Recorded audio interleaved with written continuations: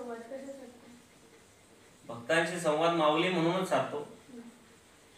मग ते स्त्री असो, पुरुष असो, लहान मुलगा असो, वयाने ज्येष्ठ असो, त्यांना माऊली म्हणूनच सामोरं जाऊन त्यांच्याशी संवाद साधतो. या सेवेतून तुम्हाला काय वाटते?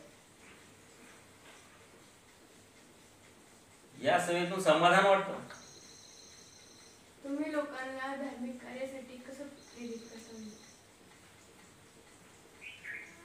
धार्मिक कार्यासाठी सुरुवातीला तर त्यांनी आपल्या घरी छोटासा काहीतरी रोजचं दैनंदिन देवाचं पाया पडणे, देवाचं मूर्तीपूजा ज्याला म्हणतो आपण, की बाबा देवांची आंघोळ घालणे, त्यांना पुष्प गंध अर्पण करणे, इथून सुरुवात करावी.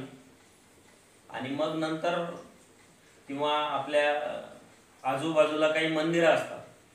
आता सध्या मंदिराची खूप हेळसांड होते. लोक मंदिरं तर बांधून देतात, एखादं खुला भूखंड असला की त्या ठिकाणी मंदिर बांधून देतात, पण मग त्याची व्यवस्था कोणी लावत नाही.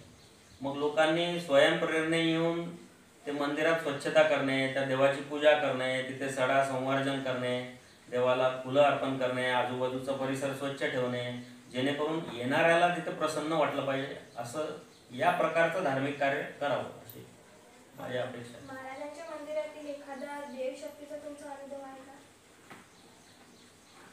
तसा देवशक्तीचा अनुभव तर नाही सांगता येणार, पण एक माझा स्वतःचा असा स्वानुभव असा आहे की मी म्हणजे गजानन महाराजांच्या कृपेनेच स्थानिक बुलढाण्यात नोकरी लागली मला. नाही तर अन्यथा कुठेतरी बाहेर जावं लागलं असतं. म्हणजे स्वतःचं आपण म्हणतो ना की जन्मभूमी माझी हीच, कर्मभूमी माझी हीच. बऱ्याच वेळा असं होतं, लोकांची जन्मभूमी वेगळी असते, कुठेतरी जाऊन काम करावं लागतं, म्हणजे त्यांची कर्मभूमी बदलते. पण ते माझ्यासोबत एक माऊलींच्या कृपेने असं झालं की मी याच ठिकाणी माझा जन्म आणि याच ठिकाणी मी नोकरी आनंदाने करतो. मंदिराच्या विकासासाठी तुम्ही काय करू शकता? मंदिराच्या विकासासाठी शारीरिक श्रमही करू शकतो, म्हणजे तन मन धनपूर्वक मी सेवा देऊ शकतो. म्हणजे शारीरिकही करू शकतो आणि आर्थिक बाबीतही मदत करू शकतो, आणि मनाने तर मी आहेच. रोज मंदिराची स्वच्छता कोण करते व कशा प्रकारे करते? रोज मंदिराची स्वच्छता ही सेवेकरीच करतात. कुठल्याही प्रकारचं शुल्क घेत नाही, विनाशुल्क स्वयंप्रेरणेने येतात.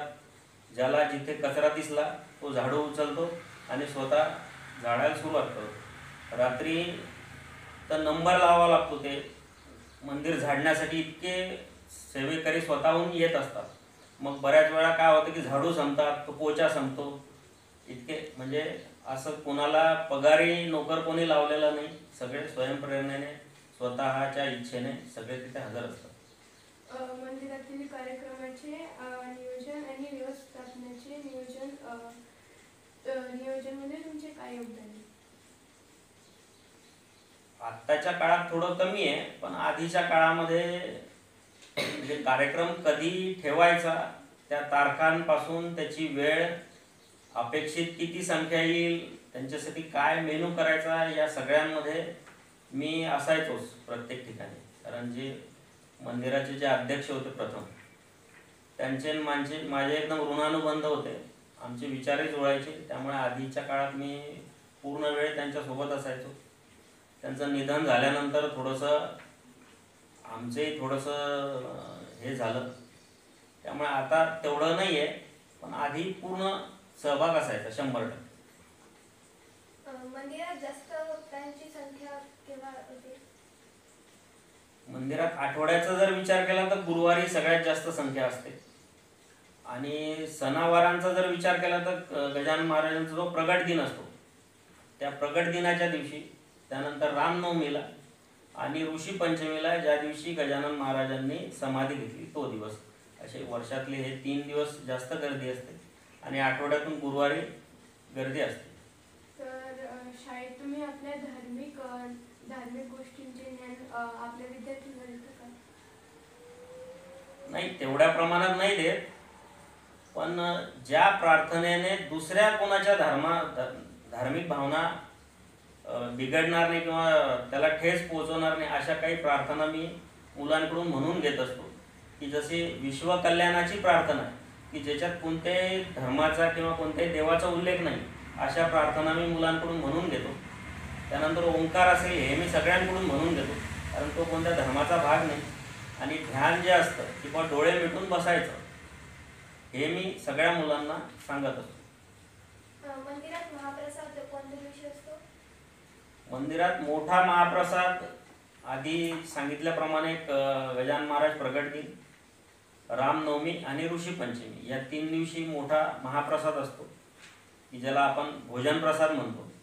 आणि दर गुरुवारी सायंकाळी आरतीनंतर अल्पोपहारासारखा एक प्रसाद असतो, तो दर गुरुवारी असतो. आम्ही शिवसाई शाळेतील विद्यार्थी आहोत, तर आम्हाला आपण शिक्षक म्हणून नवीन पिढीसाठी काय सल्ला द्याल?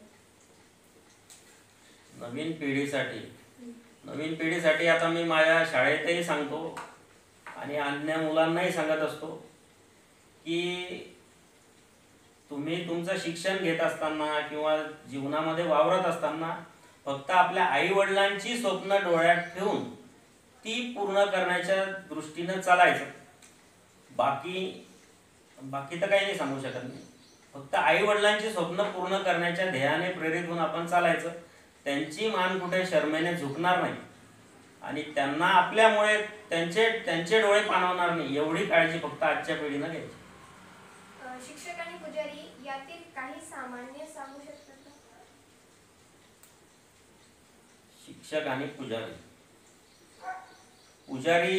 पुजाऱ्याचं काय असतं की तो जी कुठल्या देवाची